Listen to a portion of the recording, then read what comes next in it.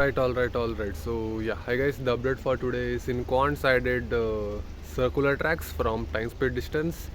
The concept videos are almost completed for time, speed, distance. Only thing left is practice questions. Almost 100 practice questions are there, and then comprehension test, easy, hard, and then assessment test. Almost 200 questions are there to be done, and after that the arithmetic will be completed.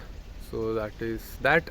And also we started with the pipes and network, also known as roots and network, from LIDI. Watching couple of concept videos of that as of now, and solved 2 to 3 easy sets. And apart from that, in VRC I watched 2 concept videos from VRC 1000, and I didn't watch the concept videos of how to solve VA questions.